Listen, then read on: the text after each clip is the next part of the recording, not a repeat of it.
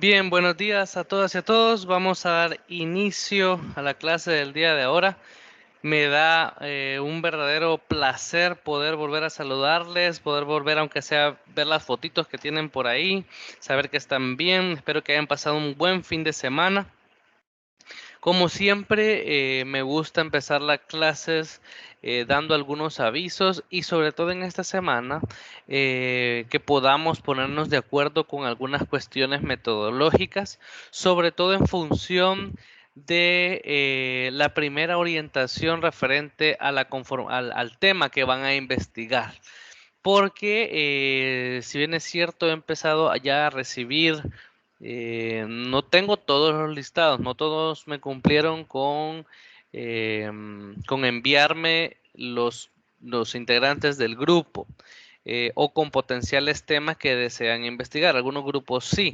De hecho, eso es una de las razones por las que yo considero necesario que este día vamos a tener la clase teórica completa, ¿verdad? Pero la clase del día miércoles yo les había comentado que íbamos a tener una y una, ¿verdad? Una teórica y la segunda iba a ser de asesoría. Quizás eso así va a ser la dinámica una vez ya estén definidos los temas. En esta clase del día miércoles, nos vamos a tomar las 2 horas de clase para las asesorías, porque no todos tienen claridad de qué es lo que van a investigar en primer lugar y con los que ya tengan medianamente avanzada la temática hay que definir para que puedan empezar ya a investigar, que puedan empezar a revisar posibles instrumentos, ya sea que ustedes los vayan a crear o los tengan que tropicalizar de unos que ya existan, pero es necesario que ya empiecen a avanzar. ¿Por qué? Yo sé que probablemente en vacaciones no vayan a trabajar, pero por lo menos alguno de los días se pudiesen reunir para dividirse el trabajo, para ver quién busca qué cosa, para definir cuáles van a ser sus unidades de análisis, el enfoque que le van a dar a la investigación. Entonces es necesario que tengamos nuestra primera reunión eh, de asesoría, ¿verdad? Con algunos grupos. No todos van a alcanzar a ser atendidos esta semana. Entonces, algo que quiero definir, porque como no todos me han enviado, solo tengo claro un grupo que sí quiero ya empezar a trabajar desde esta semana porque ya tienen tema. Entonces, lo que vamos a hacer es lo siguiente. Tenemos 2 horas, digamos, u hora y media para poder hacer las asesorías. Entonces, el primer grupo que voy a atender el día miércoles es el grupo de las integrantes Julisa y Wendy Michel. Ustedes sabrán, ustedes son el grupo número 1, porque ustedes ya tienen bastante definido el tema. Entonces, para los demás compañeros y compañeras que son de este grupo, ustedes van a ser el grupo número 1 de aquí en adelante. Vamos a recibir asesorías de unos 20 minutos aproximadamente, entonces alcanzamos a recibir 4 grupos en la asesoría del día miércoles.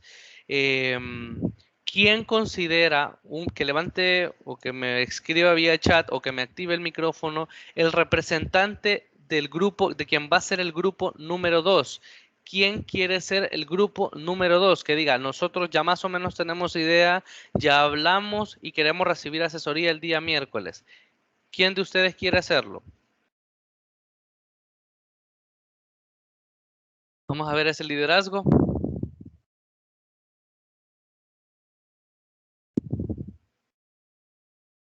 Hola, hola.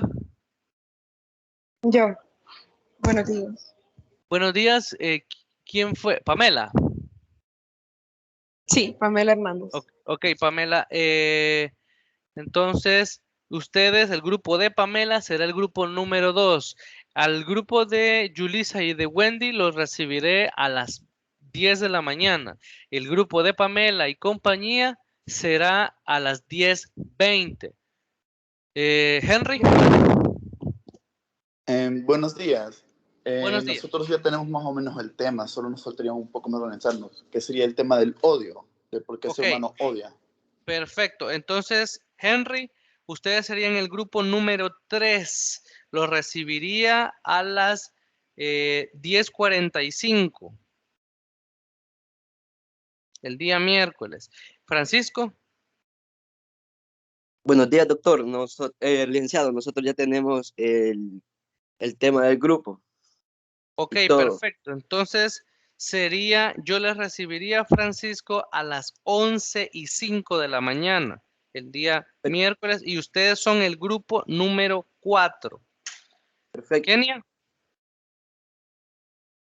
Buenos días, licenciado. Yo Buenos soy de días. nuestro equipo y también ya tenemos tema, que sería sobre cómo la red social Instagram en específico afecta nuestra imagen corporal y autoestima. Perfecto, Kenia. Entonces, a ustedes serían el grupo número 5. A ustedes les recibiría al regresar de vacaciones. El día lunes no tenemos clases. Entonces, vamos a tener nuestra clase teórica el miércoles, la primera hora, y la segunda hora yo les recibiría a ustedes el grupo número 5. Perfecto, gracias. Excelente. ¿Alguien más? Carlos Guillermo Chamorro no tiene grupo. ¿Algún grupo que le haga falta un integrante? Por favor, comuníquese e integren a Carlos, por favor. Ahí, Carlos, si identificas algún grupo, algún compañero que ya conozcas dentro del grupo, te integras con ese, no importa de cuántos quede. Vale, ya tenemos 5 grupos. Me faltan, aquí son 7 grupos los que necesito que tengamos. Me faltan 2. Los otros equipos, los 2 equipos que quedan. Un representante de cada Hola, equipo. licenciado. Hola, hola. Por correo le envié los integrantes de mi grupo. Perfecto, Cecilia. ¿Ustedes ya tienen tema? No nos ha mencionado. Sí, ya tenemos. El tema de nosotros es la dependencia emocional en las relaciones de pareja. Sí, ya lo recordé. Entonces a ustedes les recibiría después del grupo de Kenia. Entonces, si vamos a recibir una hora, estaríamos hablando que nuestra hora de clase sería de 10 a 10:40, por ahí. Y entonces a las 11 les estaría recibiendo a ustedes, Cecilia, el día miércoles. Ok, gracias. Perfecto. Y me falta un grupo. El último grupo que me queda. ¿Quiénes son? Hola, hola. No hay ningún integrante del grupo que no he mencionado.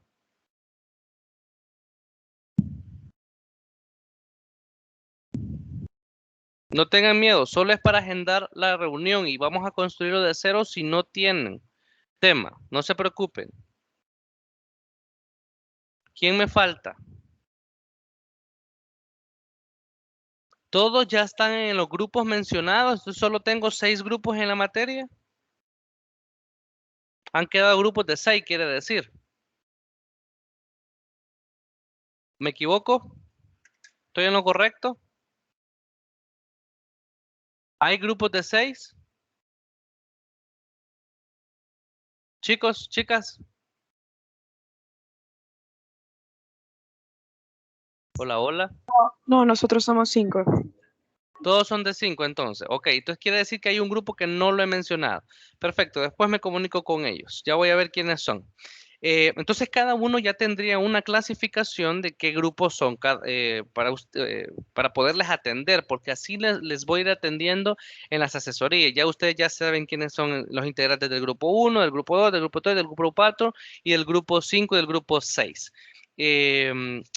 Para los que ya tengan el tema definido o predefinido, es importante también que durante la asesoría ustedes me mencionen quiénes son los autores que ya han empezado a revisar, porque también así le podemos dar validez y fundamento a lo que vamos a ir pues estructurando dentro de las asesorías para la investigación. ¿Ok?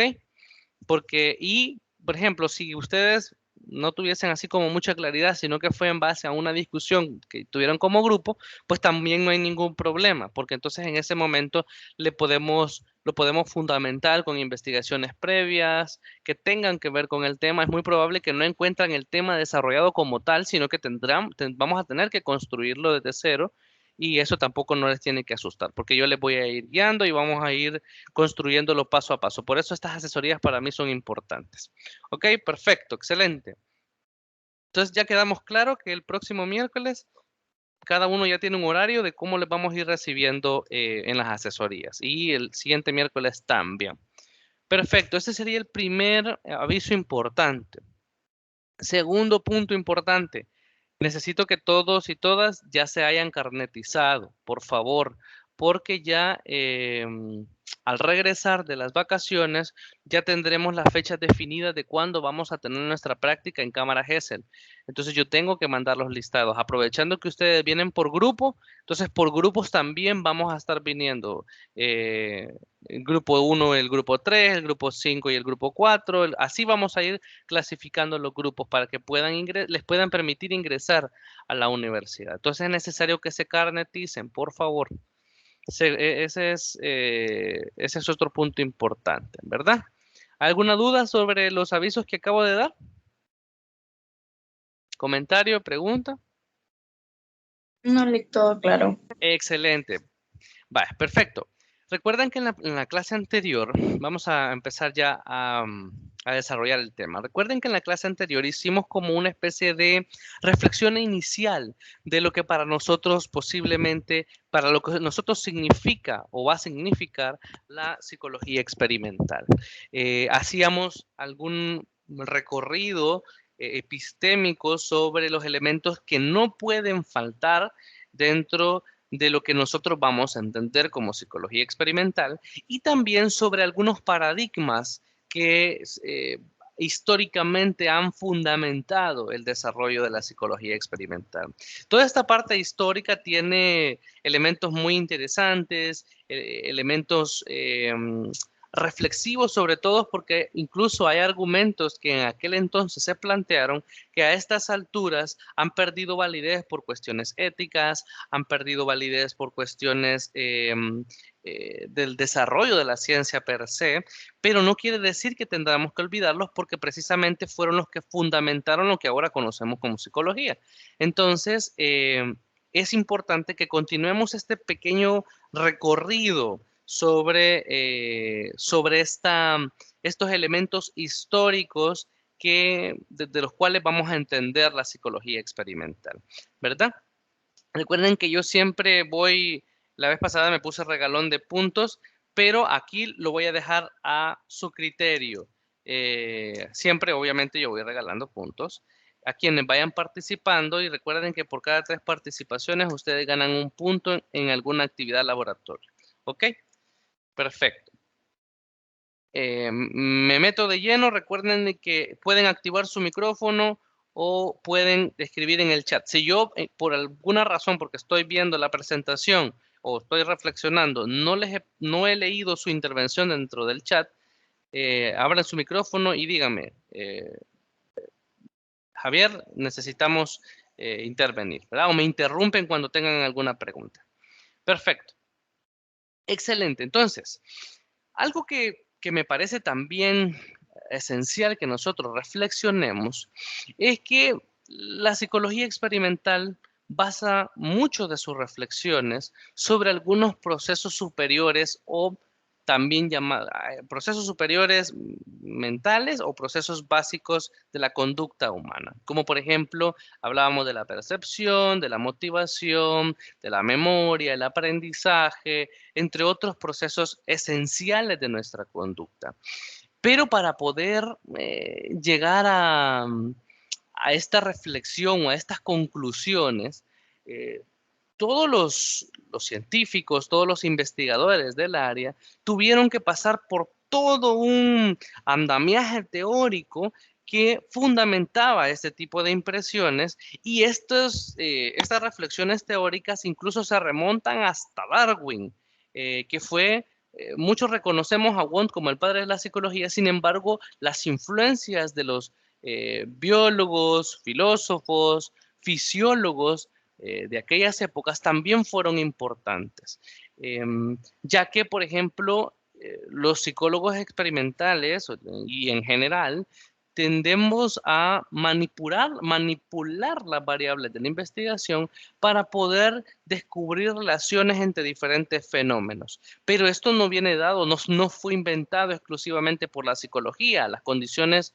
de control de variables, las condiciones de elementos intervinientes dentro de los ambientes controlados no fue creado por nosotros, sino que fue creado por condiciones de laboratorio de otras ciencias, por ejemplo. ¿Verdad? Entonces, eso es importante que lo tengamos en cuenta, ¿verdad? Porque la psicología experimental básicamente no solo se basa en la realización de experimentos controlados con algunas variables designadas, sino que también lo que intenta es explicar a partir de estos experimentos, a partir de condiciones específicas de la conducta humana, de los ambientes sociales, pretende explicar estas relaciones que se dan entre algunos elementos, pero con el propósito de poder intervenir sobre esos entornos. No solamente explicar por explicar, sino también para modificar algunos pues, modelos poco saludables de relaciones y de causas y efectos que se dan dentro de los entornos sociales y dentro de la cotidianidad humana, ¿verdad? Pero como les decía, básicamente dentro de los orígenes de la psicología experimental es necesario que revisemos o que traigamos a colación a Charles Darwin. ¿Por qué? Porque en su libro del origen de las especies, y para quienes no lo han revisado, es un libro de culto, básicamente, que es necesario que cualquier psicólogo o psicóloga lo revise, porque plantea algunos puntos sumamente importantes, sobre todo en función de conocer cuáles han sido los procesos adaptativos de la evolución humana y de la evolución de las especies en general, del humano en comparación a otras especies del reino animal, y conocer cómo, es interesante conocer cómo esta evolución y estos procesos adaptativos pusieron en la cabeza de las especies al ser humano mediante la reconfiguración de muchas estructuras cerebrales, de muchas estructuras neurofisiológicas, como la espina dorsal, por ejemplo, la médula espinal, por ejemplo, la columna vertebral, y cómo esto provocó incluso, por ejemplo, como el hecho de convertirnos en seres bípedos reestructuró toda la función cerebral, por ejemplo. Charles Darwin lo explica muy bien en este título de El origen de las especies. Pero ¿por qué decimos que Darwin contribuyó muchísimo al campo de la psicología experimental? Y es que él fue el primero, o de los primeros, que empezaron a relacionar o despertaron el interés en relacionar la biología con la psicología. Por ejemplo, a principios de los años del siglo XIX, los psicólogos comenzaron a usar las ciencias naturales para analizar y explicar la mente humana. Previo a todo esto, la psicología se explicaba desde la filosofía, desde la sociología, desde la antropología como estructura, sobre todo desde la filosofía, porque como se consideraba una ciencia del espíritu, entonces se dejaba de lado todo aquello que fuese neurológico, físico, biológico, fisiológico, ¿verdad? Entonces, a partir de las reflexiones de Darwin, se empieza a hacer este análisis desde la biología y hasta esta relación desde la biología y entre la biología y la psicología, ¿verdad? Incluso, como les mencionaba dentro de las primeras clases, hubo una especie de auge previo a la guerra, como una especie de blur ahí, de dilución del auge en el periodo de la guerra, y posterior a la guerra es donde estalla la psicología y donde se logra establecer como ciencia, ¿verdad? Pero dentro de ese periodo, básicamente surgen algunos de los principales exponentes de la psicología experimental, donde destacan, por ejemplo, Pavlov, William James, incluso el William James, que es considerado el padre de la psicología estadounidense, él se vio fuertemente influenciado por la biología evolutiva de Darwin y él fue el que promovió la idea de que la mente, la psique, es naturalmente adaptativa, sensible e inteligente. Para nosotros en este momento pudiésemos decir o no pudiésemos considerar que tal argumento no tiene nada de novedoso, no tiene nada de, mm, de extraño o de potente, pero se pueden imaginar hacer este tipo de aseveración en un momento donde se consideraba que la psique humana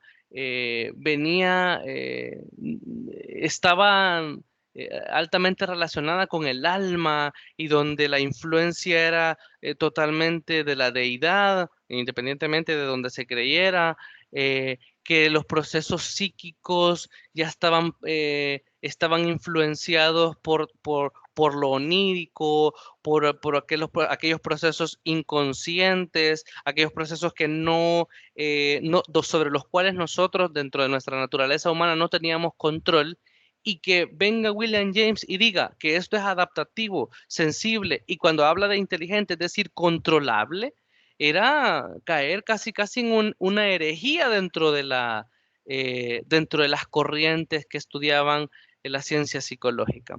Entonces, de ahí viene lo fundamental y lo esencial de resaltar los planteamientos sobre todo los primeros exponentes que decidieron romper con la corriente voluntarista que venía dada en la época, voluntarista desde Wundt, porque Wundt es el principal impulsor y lo vamos a ver despacio cómo fue o qué significa el voluntarismo como corriente dentro de la psicología. Y así fueron surgiendo otras como el conductismo, el funcionalismo, que fueron teniendo un auge importante y que contribuyeron a la formación de lo que hoy conocemos como psicología experimental.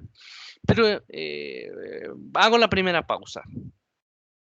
Ustedes ya revisaron dentro de la historia de la psicología y conocen a muchos de estos principales exponentes de las diferentes corrientes dentro de la psicología y han ido viendo, aunque sea de manera superficial, cuáles fueron sus principales planteamientos. Ahora les pregunto yo y me gustaría que empezaran sus intervenciones. Sobre todo a este nivel histórico y donde vemos las influencias que tuvo la psicología como ciencia, y esto en función del ensayo que ustedes van a realizar. ¿Cuáles creen, en primer lugar, que fueron los principales puntos de quiebre que tuvo la psicología conocida previo a Wundt y lo que sucedió después de el boom que tuvo Wundt dentro de las ciencias y el establecimiento de la psicología como ciencia? ¿Cuál creen que fueron la influencia que tuvo las diferentes corrientes filosóficas, sociológicas que tuvo la psicología y el principal punto de quiebre que hubo entre lo que conocíamos antes como psicología y lo que conocemos ahora como psicología experimental, por ejemplo? ¿Quién quiere participar? Y esto le va a servir para la redacción de su ensayo. Porque es parte de las reflexiones que tienen que hacer. ¿Quién quiere empezar? ¿Quién es la valiente o el valiente? ¿El líder o lideresa?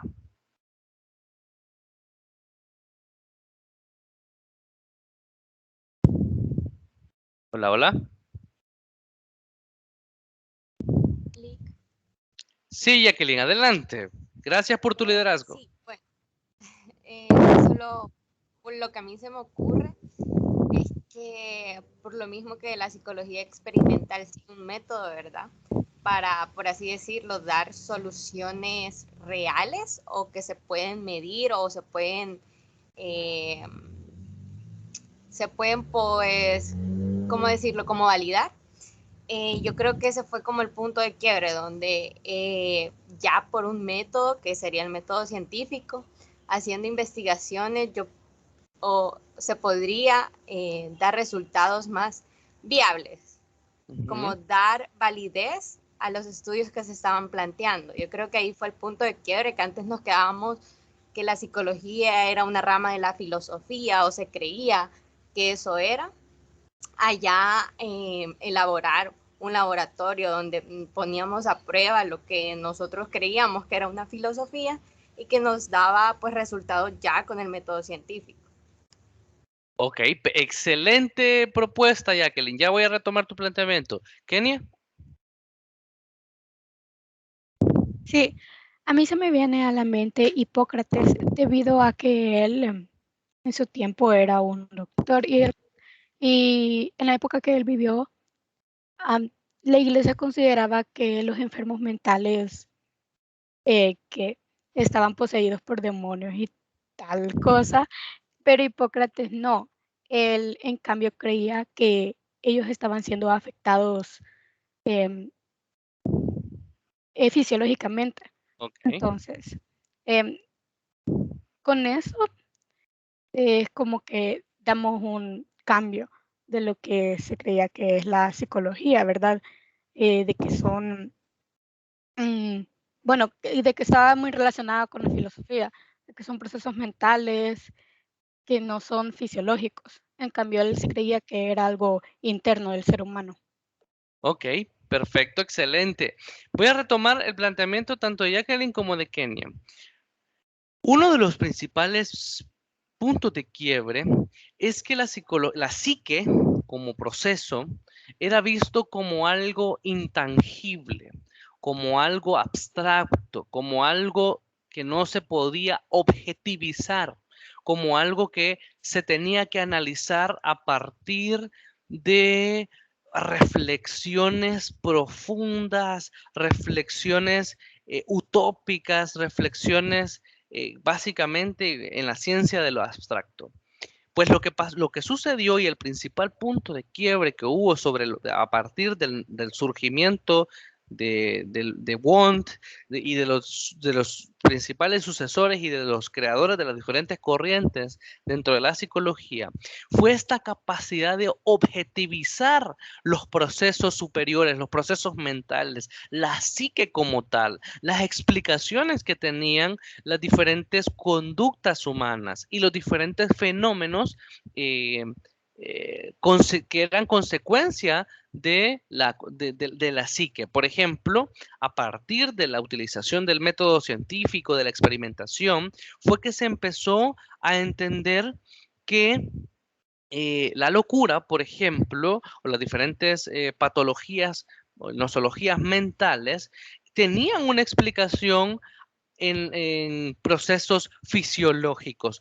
Tenían explicación a partir de elementos, quizás en ese momento no se conocían como tal, pero a partir de elementos genéticos, a partir de lesiones, a partir de funcionamientos específicos de ciertas áreas. Aquí es donde donde empiezan a surgir incluso científicos que fueron considerados después dentro de la psicología como los principales exponentes de la neuropsicología, como Wernicke, Broca, que eso ustedes pues, tuvieron la oportunidad de revisarlo cuando vieron fisiología, o si la están llevando en este momento, tendrán la oportunidad de ver que había científicos específicos para áreas específicas del cerebro que fueron descubriendo para qué funcionaba cada área, cada giro, cada estructura cerebral y que se podían explicar diferentes nosologías, diferentes enfermedades,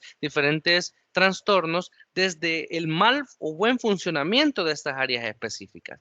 Pero eso era algo imposible o era visto como algo imposible previo al surgimiento de la psicología experimental, porque el cerebro y la mente era algo, la estructura cerebral del cerebro como órgano, como órgano físico, era algo separado de la mente, era algo separado del espíritu. No se miraba como como una sola estructura de funcionamiento. Entonces era imposible decir que se podía explicar, por ejemplo, una paranoia o una sordera, una ceguera, a partir de el mal funcionamiento de cierta estructura cerebral. No, se explicaba a través de la incursión de espíritus, la incursión de el inconsciente, la incursión, me doy a entender. De ahí vino la vitalidad de poder objetivizar los criterios de los diferentes profesionales de la época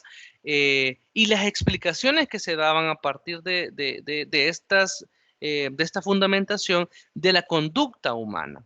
Ahí es, y este es punto de examen, este es el punto de quiebre, la fundamentación y la objetivización de la conducta humana y la explicación de ciertas consecuencias de mal funcionamiento neurológico, de lesiones cerebrales, etcétera, etcétera, etcétera, y no ya desde lo abstracto, sino la objetivización de la ciencia. Menciona, por ejemplo, Brian Mauricio, que recuerda que Fechner, que es uno de los y lo vamos a revisar al regresar de vacaciones, Fechner es uno de los principales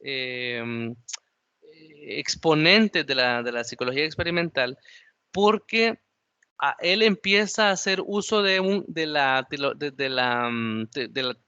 teoría del alter ego. Y empieza a poder cuantificar ciertos procesos porque los iba registrando, ¿verdad? Entonces, él empieza a fundamentar su criterio, su ponencia y su teoría a partir del registro de ciertas conductas que antes eran, y no se explicaban, no se les ponía mucho énfasis para poder entender qué era lo que estaba sucediendo, pero él utilizó el método científico a través del registro, ¿sí? Entonces, es bien interesante cómo poder ir evaluando cómo los diferentes científicos de la época, con los recursos que tenían, se ampararon en el método científico para poder fundamentar sus criterios, para poder fundamentar sus teorías. ¿Sí? Queda claro este punto importante de cuál fue el punto de quiebre y por qué es tan importante la decisión de Wundt de fundar el primer laboratorio de psicología y poder brindar al resto de sus compañeros sin querer lo que a posterior sería la herramienta esencial de la creación y del establecimiento de la psicología como ciencia. ¿Queda claro? ¿O hay algún otro comentario que ustedes quieran hacer? ¿Queda claro? Yo tal vez Sí, todo quisiera, claro. Perfecto, Pamela, te escucho. sí, tal vez, no sé si podría recomendarnos un libro como para, ¿cómo explicarlo? Usualmente en toda la carrera, lo que llevamos hasta ahorita, nuestra corta, la gran carrera ahorita, hemos leído de los diferentes autores. Sin embargo, no sé si tendría algún libro que nos podría recomendar como en orden. Lamentablemente nos han hecho leer un libro 1, un libro 2, un libro 3, uno aquí, otro allá, uno primero, uno segundo. Entonces quisiera, no sé, tal vez llevar un orden donde yo podría decir con fecha, esto y esto pasó y no estarme pasando de un libro a otro, no sé, como para ayudarnos a nosotros, digamos, ya que por lo visto va a ser incluido en esta materia, digámoslo así. Hay un libro que se llama Introducción a la historia de la psicología. Y el autor es, si no me equivoco, Hengernan. Si gustan, se los voy a escribir aquí. Bueno, se los voy a escribir en el chat. Ajá. Sí, lo podía escribir porque no le entendí el nombre. Sí, es Hengerham. Él yo creo que nunca había visto un resumen tan bonito y tan bien estructurado del desarrollo de la psicología, porque él va por etapas, él va desde los primeros filósofos hasta, hasta la actualidad. Incluso él habla de neurogenética, está súper chivo. Creo que la última edición que tienen es la sexta edición. Entonces, ese es el libro de los más completos que yo he visto en cuanto a ir planteando las etapas que ha sufrido la psicología y que ha ido viviendo la psicología como ciencia. Y creo que el que lo revisen, incluso voy a ver si lo logro conseguir en digital para podérselo subir al aula virtual, para que ustedes puedan tener ese punto de referencia. Ese libro es precioso en cuanto a cómo va planteando el desarrollo de la psicología como ciencia. Gracias, Y Pamela, por... disculpe, no se preocupe. Y no sabe si está disponible en la universidad, en la biblioteca. Creo que sí, pero creo que solamente como 2 o 3 ejemplares. Ujú, ujú. Buenos días. Buenos Yo estoy días. buscando el libro en Google y está para descargar en PDF o en documentos. Ah, perfecto. Entonces, Ah, pues ahí ahí igual está. puedo buscar. Excelente. Ah, pues ese libro es el que, de hecho, muchos de los argumentos que estamos planteando aquí son retomados de este libro. Ujú.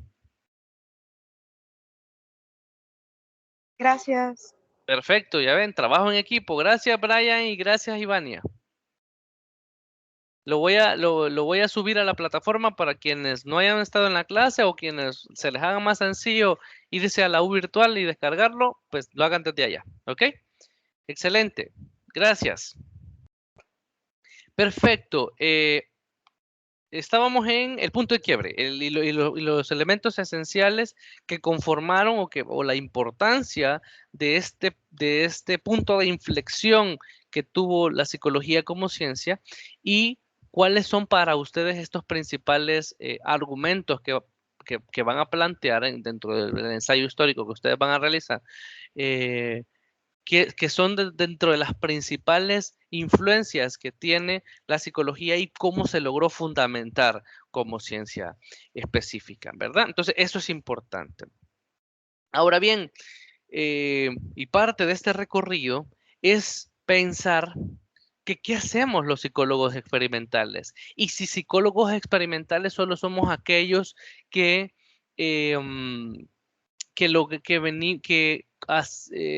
estudiamos fenómenos dentro de condiciones de laboratorio. Esa sería como la primera reflexión. Solo somos psicólogos experimentales aquellos que hacemos experimentos donde controlamos cualquier error, donde controlamos las variables intervinientes, donde tenemos bien estructurado todo lo que va pasando, o psicólogos experimentales cualquiera que tenga las nociones de la aplicación del método científico. Les pregunto yo.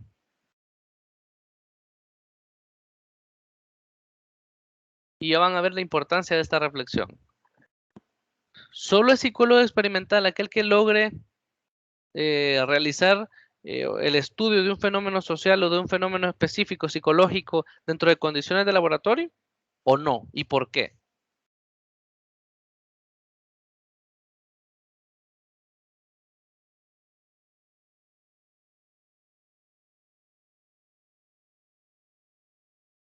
Hola, hola.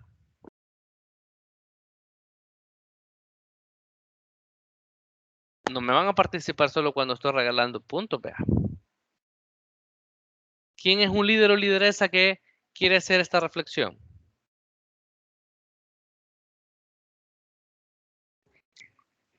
Adelante, Pamela, y después Francisco. No lo siento, yo iba a decir que si puede repetirlo porque tengo problemas con internet ahorita. Lo siento. Ah, no hay ningún problema. Que si psicólogos experimentales es solo aquel que realiza una investigación en condiciones de laboratorio o es cualquiera y por qué. Vamos a esperar la intervención de Francisco en lo que Pamela también contesta la pregunta. Primero, Francisco, adelante. Bueno, por lo que yo pienso, ¿verdad?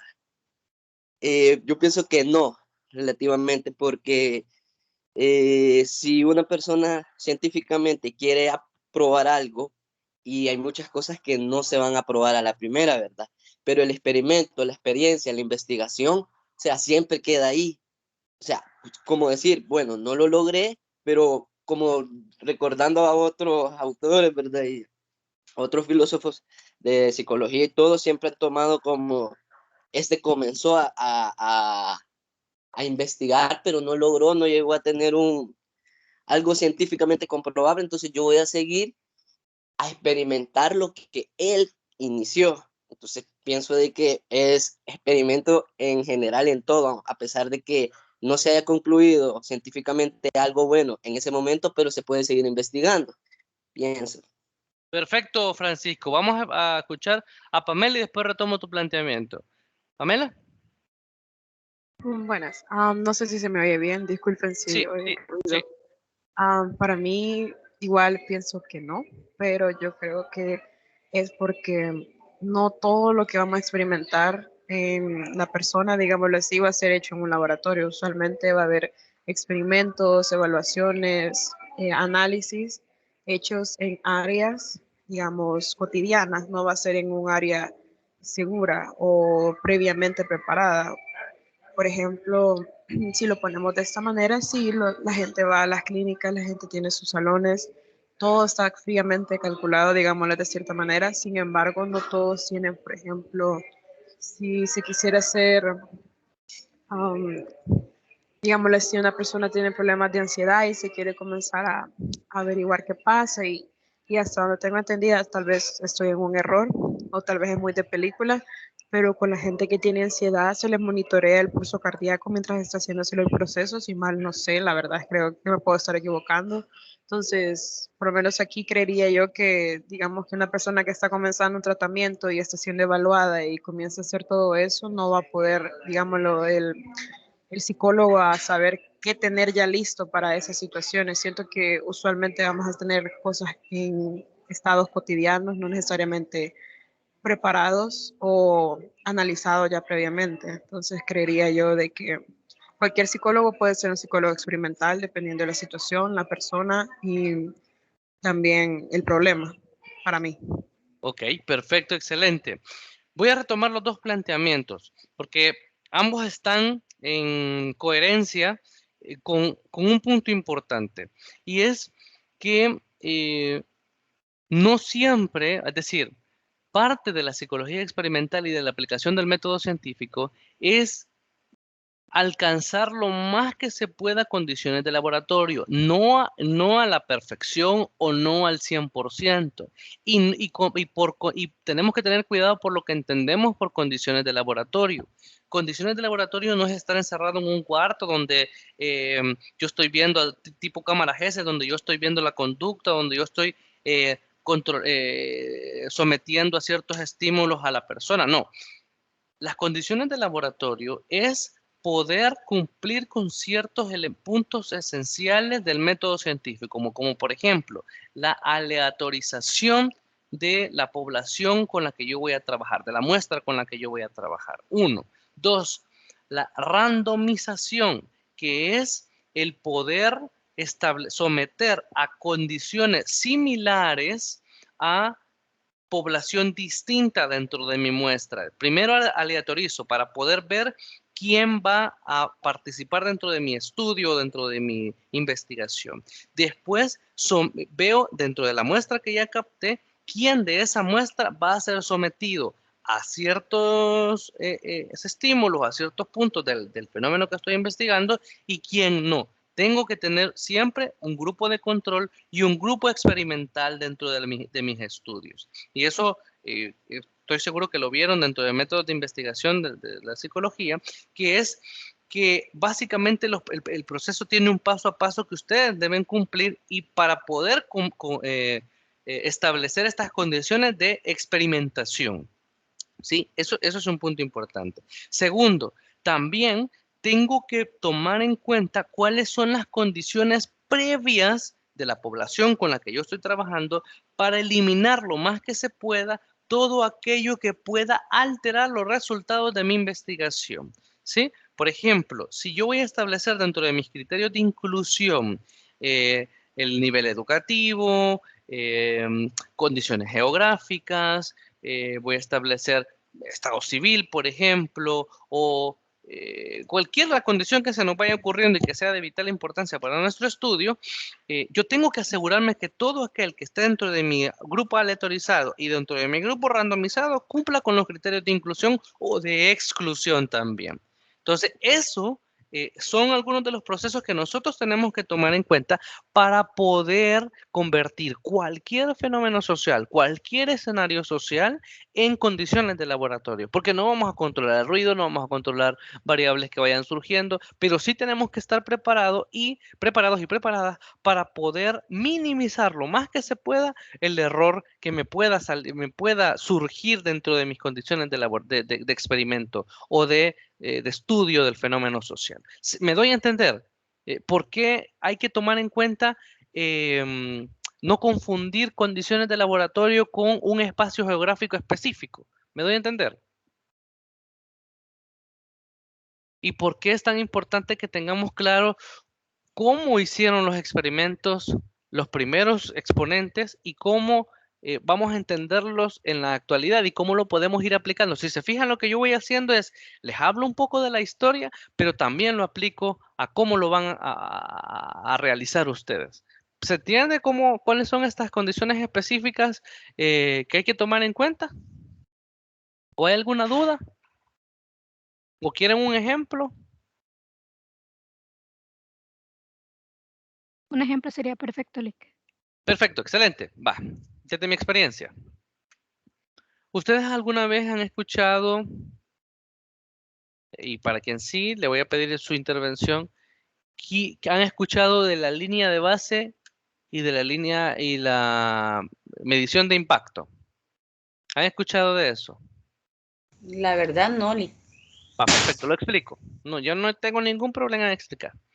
Línea de base es, por ejemplo, yo voy a investigar sobre el impacto que tiene un programa de intervención específico en una población específica. Desde mi experiencia, yo tuve la experiencia de trabajar en centros penales, se los comentaba, y por ejemplo, nosotros estábamos investigando la influencia que tenía un programa llamado de modificación de modificación de conducta en habilidades socioafectivas dentro de privados y privadas de libertad. Entonces nosotros lo primero que hicimos dentro de una prisión, uno puede decir, si ahí hay condiciones de laboratorio, porque ahí están encerrados, tienen que obedecer, hay como un estándar de vestimenta y de conducta. Para nada. No hay nada más random que un centro de privación de libertad, un centro penitenciario, porque ahí hay diferentes niveles educativos, diferentes delitos, diferentes historias de vida, hay diferentes ritmos de alimentación, hay diferentes condiciones fuera y dentro de la cárcel, hay diferentes condiciones estructurales de convivencia con la familia o no, hay una serie de condiciones que lo vuelven el espacio más aleatorizado del mundo, pero en cautiverio. Eso es lo único que puede ser considerado condición de laboratorio. Entonces, lo que nosotros establecimos es que dentro del grupo que íbamos a evaluar, hicimos la aleatorización, que es del universo, que es decir, del total de los privados y privadas de libertad, se seleccionaron de los diferentes sectores al azar algunos de los futuros participantes, futuros y futuras participantes, porque se hizo en penal de hombres y de mujeres. Entonces, ya se aleatorizó, ya se captó del total de la población una muestra, ¿verdad? Entonces, después de haber captado la muestra, yo tengo que ver cuáles son las condiciones previas a la intervención. Es decir, cuáles son las condiciones que yo tengo de esta muestra previo a que sean sometidos al programa de intervención. Entonces se hace algo que se llama línea de base, que es una especie de línea diagnóstica. No se le llama diagnóstico porque a partir de eso no es que se planea la intervención, sino que se hace una especie de caracterización de la población con la que yo voy a hacer mi intervención. Entonces yo establezco ahí que hay gente de tal edad, que tienen tal nivel educativo, que tienen tales condiciones socioeconómicas, son de tal zona geográfica, que tienen tales delitos, entre otras características que nos sirvieron a nosotros para caracterizar, ¿verdad? Entonces ya hice mi línea de base y caractericé, ¿verdad? Y ya está aleatorizado. Entonces de ahí yo vengo y hago la randomización, que es que yo digo, tal grupo va a ser sometido a la evaluación y tal grupo no, ¿verdad? Correcto, para tener un perfil. Para eso sirve. Yo tengo que tener un perfil de quien sí lo voy a someter a las condiciones de laboratorio y a quienes no lo voy a someter a la intervención. ¿Por qué? Porque así yo puedo, al final de la intervención, en la medición de impacto, decir que la persona cambió porque fue sometida a un programa de intervención y no por condiciones naturales del tiempo, maduración emocional, entre otras cosas. Sí, le puedo atribuir los cambios específicos en estas habilidades socioafectivas específicas que estábamos midiendo a la intervención y no al tiempo, o no a las condiciones de la cárcel, o no a una etapa madurativa. ¿Me doy a entender? ¿Sí? ¿Me doy a entender? ¿Estamos? Sí, Ok, perfecto. Sí, Excelente. Entonces, aquí si se fijan, lo que hicimos fue convertir un entorno social, un fenómeno social, en condiciones de laboratorio. Pero hay un proceso y todos estos paso a paso que yo les he ido dando, que por supuesto los podemos ir revisando, si ustedes consideran, yo porque tengo la impresión o tengo la idea, yo soy nuevo aquí, de que ustedes ya tendrían que haber visto esto. Entonces, pero si no lo revisamos con todo gusto, para que ustedes tengan claridad de cómo funciona el método y cómo ustedes pueden ir haciendo la investigación que van a hacer en esta materia, por ejemplo. ¿Sí? Aunque sea a nivel hipotético, pero la van a hacer. ¿Verdad? Entonces, es importante. ¿Queda claro entonces por qué cualquiera puede ser un psicólogo experimental mientras aplique estos criterios del método científico? ¿Queda claro? sí. Sí, licenciado. Excelente. No se me asusten, no se me asusten, que ustedes todavía están a tiempo de aprender muchas cosas y ahora pues me tienen a mí como recurso, ¿ok? Estoy abierto a cualquier duda, a cualquier pregunta y para que nos tomemos el tiempo que sea necesario para que entendamos bien. A mí de nada me sirve cumplir con todo el programa de estudio si no entendimos, ¿ok? Perfecto, tranquilas y tranquilas. Ok, perfecto. Entonces, les preguntaba yo, ¿qué hacemos los psicólogos experimentales? Y cómo podemos decir que cualquiera puede ser un investigador experimental, un psicólogo experimental, bajo cualquier circunstancia actual? Pues lo primero es que nosotros, nuestro deseo fundamental como psicólogos y psicólogos, y en general, es estudiar comportamientos, pero ya no solo como la respuesta, como la consecuencia de un pensamiento. Es decir, antes se miraba la conducta como la consecuencia directa de un pensamiento, de una emoción. Ya a partir de los diferentes planteamientos de los exponentes principales de la psicología en general, nos dimos cuenta de que los tres procesos son pensamiento, emoción y conducta, funcionan como uno solo. Al final uno no es consecuencia del otro, funcionan como un solo proceso. Lo que nosotros tenemos que entender es que existen mecanismos y funciones detrás de la conducta humana. Entonces, principalmente lo que nosotros vamos a buscar como psicólogos experimentales es explicar estos mecanismos y estos procesos. Explicar ya no desde la reflexión y desde lo ontológico y desde lo que desde lo que sí, no he cambiado la diapositiva. Y lo que pasa es que yo no les cargo las diapositivas de letras porque de nada sirve. Por eso les decía que lo que van a salir en los exámenes es lo que aquí reflexionemos y lo que yo les vaya diciendo van a leer de tal página a tal página. No se preocupen, solo en esa diapositiva. No hace falta cargar las diapositivas de contenido. Más bien vayan anotando los puntos que yo les voy diciendo. Esto es importante, ¿sí? Porque de nada me sirve cargar la presentación. Ustedes pensaban que se había congelado. No se ha congelado. Sí, tranquilos. No, no se va a poder copiar en los parciales. Ese es precisamente el propósito. Perfecto. Cada uno de ustedes tienen que ir haciendo su propio criterio y su propia argumentación de lo que aquí vamos reflexionando. ¿Sí? Perfecto. Les decía, gracias por ahí por el comentario y la aclaración de que no he cambiado de la presentación. Los sujetos y los diferentes fenómenos que vamos entendiendo e intentamos comprender se realizan a través de ciertas herramientas. Y a estas herramientas de experimentación se le llaman herramientas psicométricas. Ustedes seguramente en algún momento de su vida fueron sometidos a diferentes herramientas de evaluación para poder establecer cuál era su vocación, cuáles eran sus procesos aptitudinales con A y actitudinales con C, por ejemplo. Y fueron sometidos para quienes ya trabajan a herramientas psicométricas para poder evaluar ciertas habilidades o ciertas competencias para poder optar a un puesto de trabajo, por ejemplo. Y estas herramientas, más allá de evaluar inteligencia, percepción, memoria, sensación, aprendizaje, motivación, evalúa procesos cognitivos superiores en la toma de decisiones, ¿sí? Entonces, básicamente, de lo que nosotros nos amparamos es de las diferentes herramientas que han sido creadas, perdón, a partir del método científico y que respaldan los criterios subjetivos que nosotros estamos plasmando dentro de estas herramientas psicométricas, ¿sí? Entonces, aquí les pongo otro punto de examen. ¿Cuáles son las herramientas que utiliza la psicología experimental?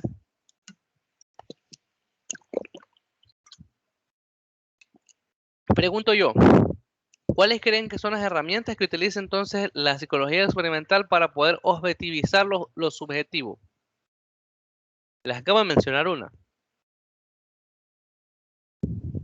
Lic, uno no sería el método científico. El método científico y el método científico, de ahí se han derivado otras herramientas. ¿Cuáles son? ¿Cuáles creen que son? Les acabo de mencionar dos.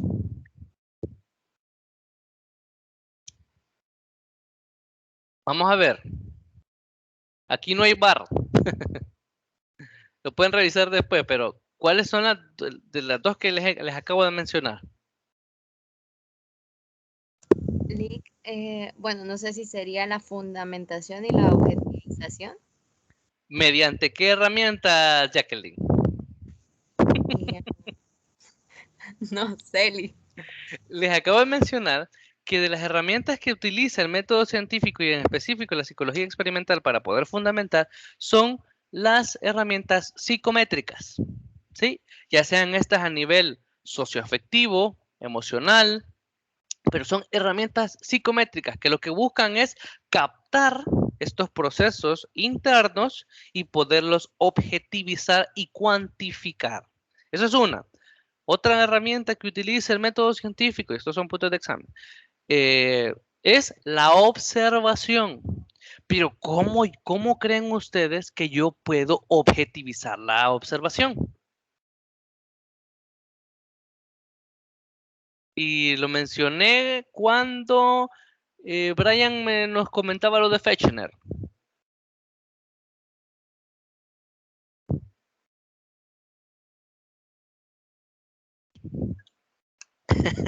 ¿Y ahí? Hola.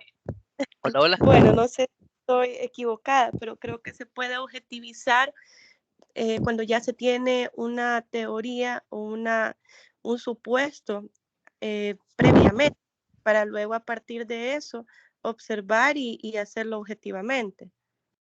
Ok, perfecto. Entonces, te saltaste un pasito, pero está bien, Linda. Excelente. Te saltaste un pasito, pero está bien. Para poder llegar a una hipótesis y poder dirigir nuestra observación, tiene que haber un proceso de sistematización de la observación. Es decir, yo dirijo mi observación mediante la hipótesis, pero previo tengo que haber sistematizado. Es decir, por ejemplo, yo voy a dirigir mi observación para poder registrar cuántas veces una persona, digamos que estamos investigando el cortejo. ¿Cuántas veces un caballero se toca el cabello cuando está frente a la chica que le gusta? O al revés, ¿verdad? Entonces yo estoy investigando que necesito eh, objetivizar esta conducta de cortejo, ¿verdad?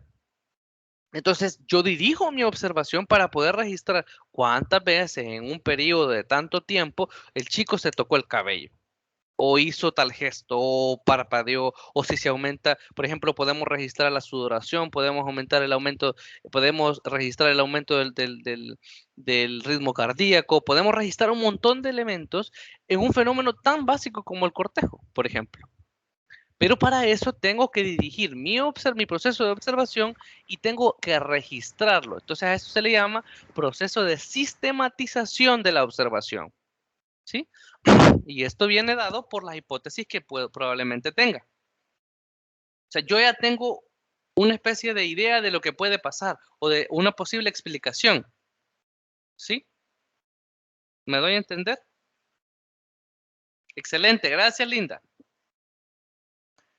Perfecto, entonces ya dijimos 3 herramientas que utiliza el método científico y la experimentación para poder objetivizar lo subjetivo. ¿Cuál creen que es otra herramienta que utiliza?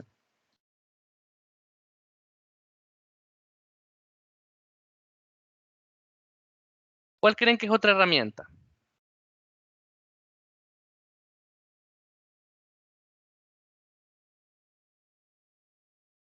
Adelante, ¿no? Yo estoy registrando y sistematizando sus impresiones. Porque mi hipótesis es que son muy capaces.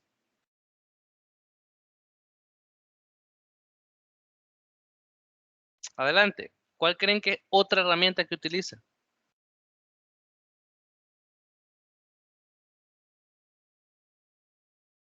¿Alguien? La psicología experimental. No estoy segura, Lick, pero podría ser el identificar las variables independiente y dependiente. Amén, Kenia. Excelente. Que a eso se le llama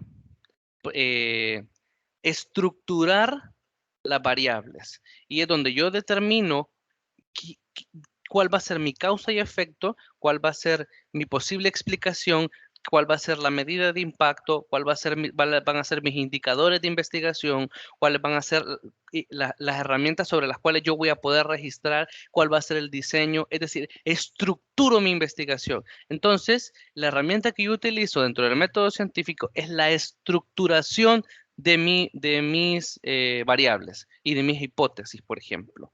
Por eso es tan fundamental tener desde el día 1 mi pregunta de investigación, mi planteamiento del problema, a lo que nosotros le llamamos planteamiento del problema. ¿Sí? Excelente, muy bien, Kenia.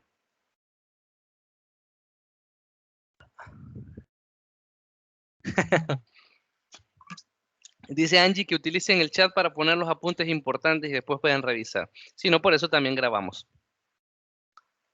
Sí, yo no soy un profesor convencional. Me gusta más que ustedes van aprendiendo desde el construccionismo. No los voy a condicionar a que solo busquen la nota, tienen que aprender. Además tengo un enfoque rogeriano de aceptación incondicional de ustedes. Perfecto, excelente. Entonces, ¿no hay ningún otro aporte? Ya quedamos claros cuáles son las herramientas sobre las cuales que utiliza la psicología experimental para poder registrar y objetivizar lo subjetivo. No se preocupen, el parcial van a salir bien. Yo me encargo de que salgan bien. Perfecto.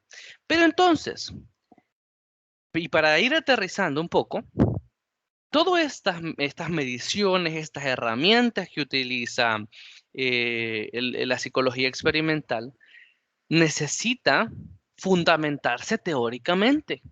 Y es que para la psicología experimental existen 4 principios fundamentales que cualquier investigador o investigadora que quiera ejercer y que quiera respaldar su investigación necesita utilizar, ¿sí? Y estos 4 principios fundamentales, es necesario que los entendamos no como dogmas, porque no son verdades absolutas, pero sí como principios rectores de la psicología experimental, que son el determinismo, el empirismo, la parsimonia y la probabilidad. Repito, el determinismo, el empirismo, la parsimonia y la probabilidad. ¿Sí, Dayana?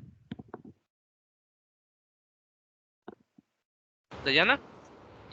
Fíjese Sí. que tengo un problema familiar, me voy a salir, después le explico. No hay ningún problema, Dayana. Después revisas la grabación y ahí me explicas vía chat. No hay ningún problema, que todo salga bien. Chao. Excelente. ¿Quedan claros cuáles son los 4 principios? Yo les pregunto en el parcial. Determinismo, empirismo, parsimonia y probabilidad es el 4, José Raúl.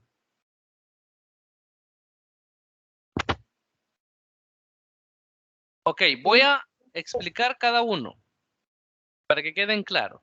En primer lugar, nosotros vamos a entender el determinismo como la gran mayoría de científicos lo aceptan. No vamos a ponernos a inventar que el agua moja. Es el supuesto de que cualquier estado de un objeto o evento, ya sea social o psicológico, está determinado por estados anteriores. Y lo voy a relacionar con lo que Martín Baró decía, que la actualidad está determinada por el pasado. ¿Sí? Básicamente, en palabras más sencillas, es que los fenómenos conductuales, mentales o psíquicos se expresan típicamente en términos de causa y efecto. Es decir, no puede existir una consecuencia si no hay una causa. Ese es el determinismo básico. Y es uno de los principios rectores de la psicología experimental. Es decir, no puede haber un trauma si no hubo un evento traumático. No pudo haber no pudo haber un ciclo vicioso si no hubo un detonante que lo empezó.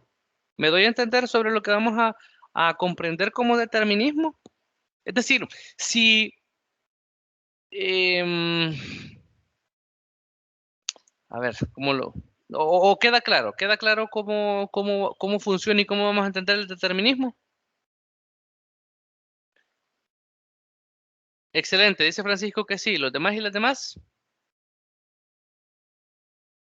Sí, listo. Perfecto, excelente. Entonces, es básicamente la ley causa y efecto. Es que todo lo que sucede ahora está determinado por lo que ya sucedió antes. Crisia, ¿cuál es tu pregunta? Prefiero que quede claro. Jacqueline. Pues, Jacqueline menciona que, es decir, el determinismo dice que todos los fenómenos están basados en algo previo. Es decir, todo lo que está sucediendo de acuerdo al determinismo, no es que así sea, de acuerdo al determinismo, todo lo que suceda el 26 de julio está determinado por lo que sucedió el 25 de julio. Es decir, ayer pasó algo que tiene su consecuencia el día de ahora.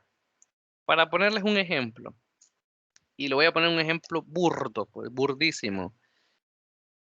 Exacto, no puede haber efectos sin causa, de acuerdo al determinismo. Es decir, la resaca tiene su causa en el consumo desproporcionado de alcohol.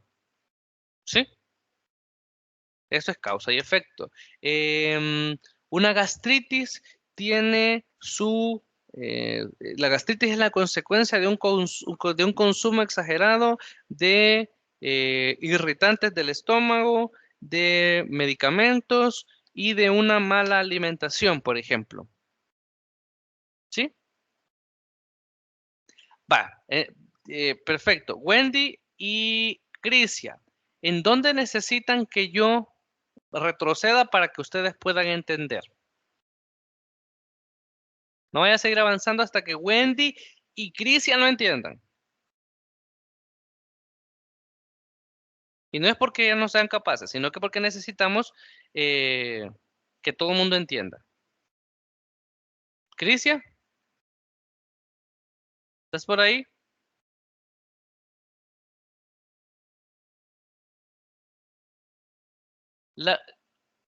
La pregunta de estos puntos no es pregunta. Aquí son los 4 principios que fundamentan el quehacer del psicólogo experimental, sobre los cuales se basa la psicología experimental. Es un principio. El determinismo es un principio. El determinismo, la parsimonia, el empirismo y la probabilidad son los 4 principios fundamentales que cualquier psicólogo experimental debe tomar en cuenta a la hora de explicar cualquier fenómeno.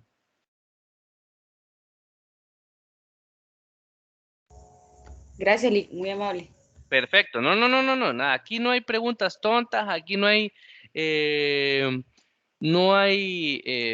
yo me retrocedo todo lo que ustedes necesiten. Wendy y Crisia, ¿queda claro? O seguir, o qué es lo que no ha quedado claro. Para los demás y las demás, pregúntenme.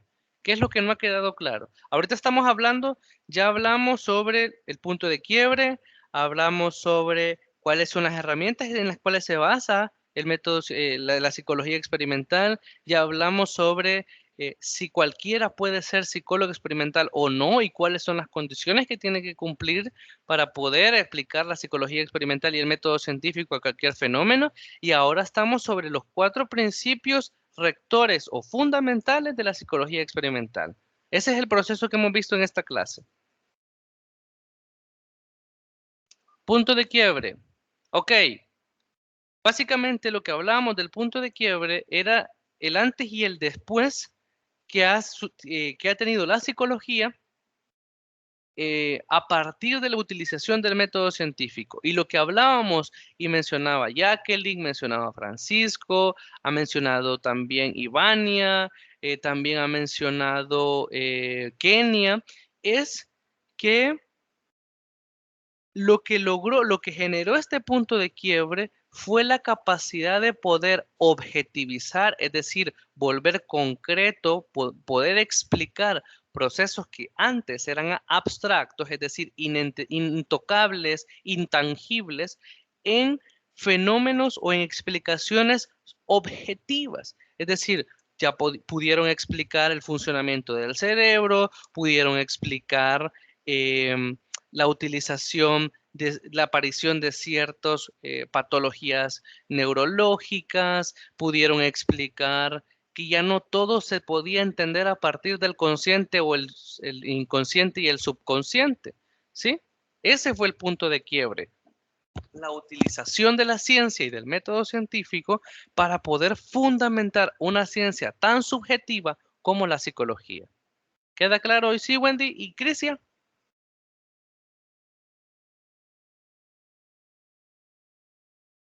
Dice, Wendy nos pregunta, en pocas palabras, antes se explicaban cosas que pensaban que no eran reales.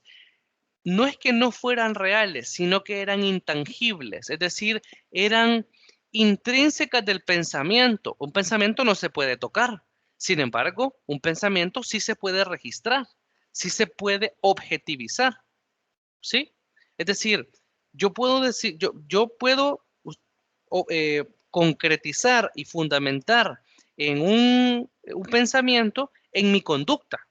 Yo puedo estar pensando que tengo que tomar un lápiz, pero no voy a concretizarlo hasta que no tome el lápiz. Pero pero ¿cómo puedo fundamentarlo? ¿Cómo puedo registrarlo teóricamente? Si alguien está observando cuando yo tomé el lápiz y cuántas veces tomé el lápiz y de qué forma lo hice y si lo hice con la izquierda, si lo hice con la derecha. Es decir, eso es el método científico, registrar la conducta como consecuencia del pensamiento y de la emoción. ¿Sí? Ya no entendido como procesos separados, que es lo que hemos venido reflexionando, sino entendidos como un solo proceso. Lo que hay que entender es que hay diferentes mecanismos, diferentes estructuras cerebrales, diferentes, incluso diferentes neurotransmisores que están involucrados dentro de cualquier conducta y dentro de los diferentes procesos que como humanos realizamos. ¿Sí? ¿Queda claro? Hoy sí queda claro, Crisia y Wendy. ¿Y a los demás? ¿Y las demás? Excelente, esa es la actitud, Crisia. Sin miedo al éxito, sin miedo a preguntar. Si algo no se entiende es porque probablemente yo no lo expliqué bien. ¿Sí? No es falta de capacidad de ustedes, es que yo no lo expliqué bien. Excelente. Y si tienen alguna duda, retrocedemos cuantas veces sea necesario, no hay ningún problema. ¿Sí? Es más, yo creo que esta clase, yo se los decía en la primera clase, esta materia es bastante densa y es necesario ir despacito porque hay un montón de conceptos y cositas que si no se entienden bien, vamos a andar, como decía Wendy, más perdidos que Adán en el Día de las Madres. Entonces mejor me voy a detener aquí. Kenny, adelante. Yo solo quiero que me aclare, licenciado, sobre la segunda pregunta acerca de quiénes se consideran psicólogos experimentales. En resumen, podríamos decir de que se considera psicólogo experimental aquel que realiza un estudio basado en los principios de la psicología experimental que estamos hablando ahorita, el determinismo, empirismo, parsimonia y probabilidad. Correcto, que utiliza y fundamenta su práctica científica en el método científico, 1. 2, que utiliza las herramientas que tiene el método científico, 2. Y 3, que cumple con las condiciones de es decir, que busca cumplir con las condiciones mínimas de laboratorio, que aquí no estamos hablando de condiciones ambientales, sino de condiciones intrínsecas de los participantes, como les ponía yo en el ejemplo, criterios de inclusión y de exclusión, donde yo hago la aleatorización y la randomización, por ejemplo. Entonces, esos tres elementos son los que tienen que cumplir una persona o un psicólogo o una psicóloga que puede ser considerado psicólogo experimental. No tenemos que confundir condiciones de laboratorio con algo ambiental, con un cuartito oscuro donde yo tengo control de todo. No, el control viene dado por las condiciones de los participantes. Por estos criterios que yo voy a tener para que alguien participe dentro de mi estudio y poder reducir lo más que se pueda cualquier variable interviniente en mis posibles resultados de la investigación. ¿Sí? Sí, muchas gracias. Excelente. ¿Queda claro y queda para todas y todos? Sí, hoy sí. No tengan miedo a preguntar. A mí no me molesta que me pregunten. Es más, eso me da a entender a mí que tengo que explicar otra vez, tengo que poner más ejemplos, tengo que volverlo lo más sencillo posible. Todo lo que voy explicando. ¿Sí? No tengan miedo. Para Wendy, para Chris y para cualquiera, les agradezco porque hicieron la pregunta y porque dijeron no estoy entendiendo. Y a esto me dio la oportunidad de retroceder. Y lo digo para los demás y las demás. ¿Estamos claros? ¿Sí? Sí. Perfecto. Ya lo... Vamos a detenernos aquí. Voy a explicar a partir de la otra clase los otros 3 principios para no sobresaturarlos. Y vamos ya ahorita gracias a Brian y gracias a... Creo que fue por ahí, ¿quién fue el que nos compartió para darlo? Francisco. Gracias a Francisco también por compartirnos el libro. Pueden descargarlo, pueden empezar a leer para que también en la próxima clase sea discutidita, sea así como ha sido esta y podamos, podamos generar este proceso construccionista de conocimiento para que ustedes en el examen puedan plantear lo que aquí han argumentado. ¿Ok? Perfecto, no se preocupen, que cualquiera que no entienda algo, me pueden hacer la pregunta, me pueden escribir también mediante el chat, yo les contesto. Podemos ver de qué manera también les voy compartiendo diferentes libros, diferentes videos. Lo que pasa es que yo no los quiero saturar de videos ni de libros porque primero no los van a leer todos, porque si les empiezo a saturar no los van a leer todos. Mejor les voy compartiendo cosas puntuales a leer para que vayamos haciendo este proceso de discusión, ¿sí?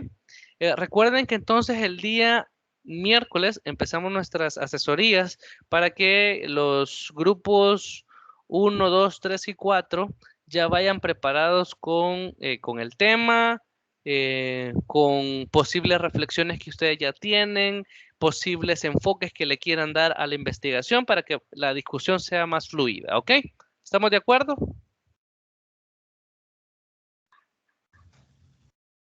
Sí, solo Sí. una pregunta. Dígame, Vania. Mientras los grupos que ha mencionado están en asesoría, ¿los demás qué haremos? Los demás, por ejemplo, vaya, yo les voy a compartir a más tardar este día o mañana, les voy a compartir la estructura que tienen que llevar la investigación. Entonces, ustedes avanzan en empezar a estructurar su investigación en base a esta rúbrica que yo les voy a presentar para que cuando lleguen, ustedes van a tener ventaja porque ya van a tener más discusión de su tema, van a haber definido un poquito más en base a los criterios que yo les voy a compartir y les voy a compartir incluso el formato APA para que vayan dándole forma y en nuestra discusión nosotros ya solo sean elementos, por ejemplo, metodológicos, elementos de enfoque, elementos ya no solo del tema, sino ya más adentrados en la investigación. ¿Sí, Vania?